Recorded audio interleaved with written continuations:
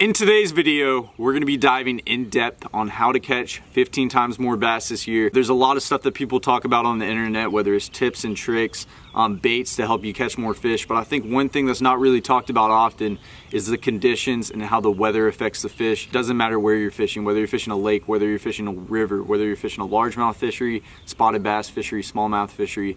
These tips right here are going to help you wherever you go. If you guys are new to the channel, please hit that subscribe button. It really helps me out. Also hit the notification bell and hit the like button if you guys have been enjoying the content, and if you guys want more tip videos. I would like you guys to drop a comment down below on what tip video you would like to see next. So in the last few videos, we absolutely smacked the bass, but the only reason we ended up catching them is because we figured out how those fish were reacting that type of day. So one video I want to talk about, and I kind of want to refer back to, I think this is a segment that I want to start running on the channel, is the big jig video that we filmed. You guys are probably saying, Noah, yes, you guys caught a lot of fish, but one thing I would like to explain is why we caught those fish. So let's go ahead and dive into that video. Why did we catch 22 pounds worth of fish on big jigs that day? And one thing to really pay attention to is the weather that day. So it was actually bluebird skies. There was a lot of sun coming down. We started to target those laydowns that had a bunch of cover on them. They were kind of steep. But one thing that we noticed is we're targeting the laydowns in the bends with the longer laydowns coming out that were closer to the spawning flats. We're a little bit ahead of everybody else in this current time, the lakes that we were fishing. We found a bunch of fish on bed last week. There's none on bed at this given time, but we're locating those areas with a bunch of laydowns, heavy cover, that were near some of those shallow areas where the fish are gonna bed.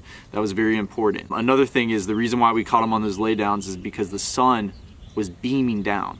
Those fish were getting out of the sun, they were getting up in the laydowns. One thing that we noticed about 45 minutes before we ended off the day is the sun actually went all the way down. It was all cloud cover. The jig bite completely turned off. So instead of us continuing to fish that jig bite, what we should have done is tied on some moving baits and started covering some of those flats. You know, as the sun was coming down, some of the fish were feeding out on some bait on some of those flats. That was one thing that we should have done. If we would have adjusted to that the last 45 to 30 minutes of the day, we would have caught a lot more fish.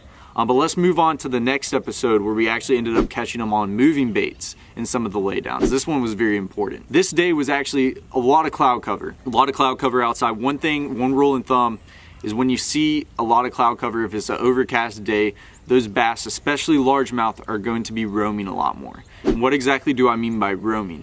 They're not going to be exactly tucked up under all that cover as good as they would be when it's bluebird skies, when the sun is beaming down. Yes, there'll still be bass around that stuff. Yes, there's going to be bass still tucked up on the wood. One thing that you got to note about largemouth, which I believe a lot of you guys are fishing for, is that they love to be tucked up against cover, and more importantly, trees, brush piles, laydowns. Anything with wood, largemouth love. So one thing that we noticed, we were skipping chatterbaits, we're throwing spinner baits on this overcast day around some of this cover on the bank, and it was going great for us. We weren't getting bites as often, but we were still catching this bigger fish. One thing that I noticed is we would skip the chatterbait up under the tree. The fish wouldn't eat it until about 5 foot off the bank. Those fish are really just roaming the shorelines right there, trying to feed on bait, and they're moving a lot of the time. And that's gonna be tricky on some of those days with, you know, cloudy conditions, but also can be some of your best days on the water. And this fish can be a little more active. So now that we talked about pretty much what happened in those last 2 episodes and why we were productive and caught those fish, let's go ahead and talk about today, hop right into it, catch some fish, explain why those fish are positioned there, explain why those fish are eating this type of bait. And I promise you, if you take this information in and apply it to your next fishing trip, you will catch a lot more fish. So if you guys are wondering about the conditions today, it's actually cloudy outside, it's overcast. It was supposed to rain today, but the rain ended up getting pushed off. And you guys are probably saying, oh man, the bite's gonna be insane. One thing that I paid attention to when I actually went on my Weather Channel app is that the pressure is actually 30.31. That's pretty high. Usually before a storm, if it's overcast like this, the pressure is going to be dropping, but it's rained the last few days, therefore the pressure really isn't spiking down, it's actually going up. I think as long as the day keeps moving on, I think the bite's going to heat up. But we're gonna get out here, we're gonna be chucking some moving baits, we're gonna try some drop-offs, we're gonna try some flats, we're gonna try some laydowns, we're gonna try some docks. We're just gonna be covering water because I think the fish are gonna be roaming a little bit more. My only worry with the pressure being high is that they're gonna be a little bit slower. But we're gonna have to figure out, let's go ahead and hop on the water, start start casting and see what we can figure out today. So the bait that we're going to be throwing today is a chatterbait, aka the chatter donkey. Right here, catches some big fish. I have two options right here. I have the 6th Sense Divine swim baits right here. If you guys would like a discount, you can get it below. We actually have the 3.8 inch swim bait right here, and then we have a 4.4 inch swim bait. So you guys are probably saying, Noah, why are you talking about this? Well, today, as I said, you know, cloudy. I think the fish are going to be roaming a little bit more. Pressure is a little bit higher. I don't know if the fish are going to want something so big and super aggressive. So we're going to actually go a little more finesse with the 3.8 inch. And it doesn't seem like it's really that much, but if you really look at it, there actually is a big difference. So we're going to go with this one. And this one's in, I believe, white ice, ghost ice minnow. We're going to put it on the back of this chatterbait and get to work, cover some water, figure out where these fish are positioned, and hopefully catch some big ones.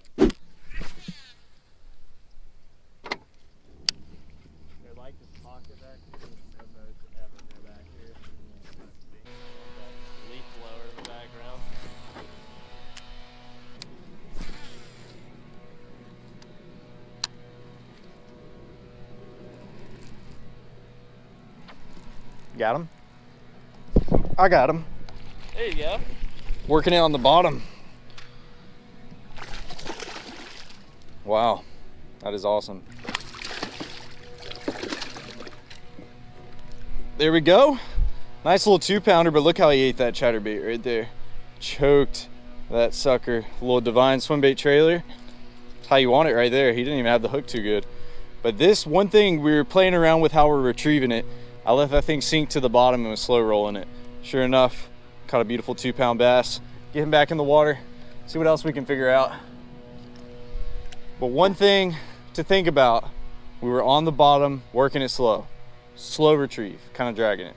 Let's duplicate that. We're gonna try something a little bit more subtle, something that's on the bottom.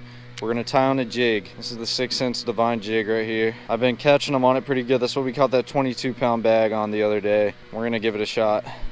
This one's just green pumpkin with some blue in it. It looks awesome. We'll skip it under some of these docks and laydowns. One thing we're gonna target too is working it far off the bank. These fish might be more on the drop-offs. I think we just gotta find them and see what they want. Remember how the last time started? It was kind of the same way. You hook that big one and you just gotta kind of figure them out.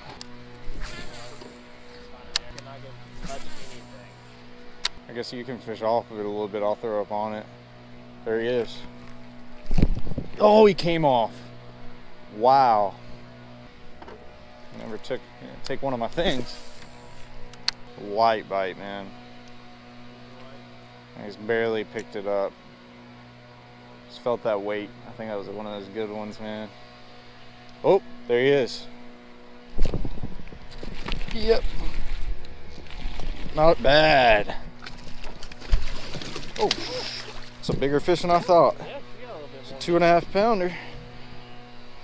Wow. That's 2 casts in a row, Fletcher. Right there. This bank right here. Skipping this jig way up on these trees. Now, one thing to think about, what I was talking about at the beginning, these fish are staging up near those areas where they're gonna spawn. This pocket's a perfect example. They're right here at the mouth. They're right here on the edge. Had 2 awesome bites and got this beautiful one on the jig. Let's start skipping back up there, see if we can catch another one.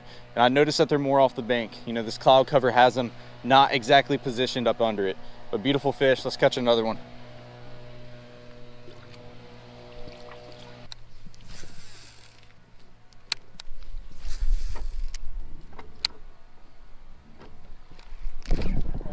No freaking way. Dude, he ate it like a topwater off the limb. Unbelievable good fish too. It's about the size of the last one, maybe a little bigger. Look at him toting, bro. Oh man. Oh, that's a 3-pounder. Get you up in here, baby. Oh baby. That's a 3-pound fish. Yes, sir. Skip that jig under the tree, hung it off the limb. Bingo, you got it. Right here on the mouth. Same spot, that's a 3-pound fish. All day. Look how fat he is, dude. Beautiful, beautiful. You can tell on his mouth. I don't know if he's been caught a few times or, you know, something happened to him, but beautiful 3-pound bass. We're getting bigger, getting better right here. Let's get him back in the water. You can tell they're not really back in these creeks, and they've positioned out towards the mouth of all these spots. And that's a very important thing to pay attention to, and getting more bites. That was 3 bites in about 5 minutes. Let's go, Fletcher. That's how we get it done. So we just found out that the fish are a little bit slower. You know, we started off with the chatterbaits, covering some water, working them on the bottom, and that's how we were getting bites. So I switched up to this hybrid jig by 6 cents. It's a little more subtle, can crawl across the bottom. It's not gonna have a lot of vibration, obviously, because it doesn't, you know, have a blade on the front of it like a chatterbait. So I want to talk a little bit about how we're working it. So we're throwing it up on the brush, whether we're skipping under the trees or hitting some piles just like this one. And Is that a fish? Oh, lost him. dude, that was so annoying. So I tried to, my hand slipped. When I tried to grab my rod, it like fumbled it. I just couldn't hook him when I needed to. Wow, that was crazy though. That was insane. So to show you guys how we're working it, right there I really didn't do much. That was like a dead stick. But we're throwing them up on these brush piles, these laydowns, letting it hit the bottom, and we're just slowly working it off the pile. Just like that, barely ticking our rod. We're not really stroking it up too much. We're not giving it a bunch of aggressive popping today. As I said, you know, the pressure's a little high. I think as the bite gets and starts to heat up as the day goes on, I think you're gonna be able to work it a little bit more aggressive, a little bit faster. But as of now, we're working this thing pretty slow, you know, pretty finesse. So yeah, throw that thing out there, just giving it slight hops on the bottom. And that's exactly what's getting it done. So let's go ahead and start covering some more water, see if we can catch some bigger fish. So those first 2 bites are very soft. The second one is more of a spook. Ooh. Wow. Wow. Interesting. Let's get it right back up in there. He ate it on the skip. That was crazy. I felt the thump in my line. There he is. Yep. Wow. Wanted that jig, man. Dude, They're eating precision, baby. Oh, baby. Beautiful fish right there. He ain't even quite 2 pounds, probably about 1.5 pounds, 1.75 pounds max. A beautiful fish. More importantly, that's what happens. This is why I was telling you guys at the beginning of this episode. Really hone in on your skips, really hone in on your cast. That right there, that fish probably wouldn't have been caught if I couldn't have got that bait in the same exact spot Fletcher bought. I mean, it was literally identical to where he bit, and it was way up in that tree. And that's a beautiful fish. He's using a chatterbait, has a little bit more wobble. I'm using this jig, the Divine Hybrid jig. It's a little more subtle, and it's getting more bites, and you guys can tell. And they're eating it really good. You just gotta get it in the right spot. Beautiful fish. Let's catch a 5 pounder now.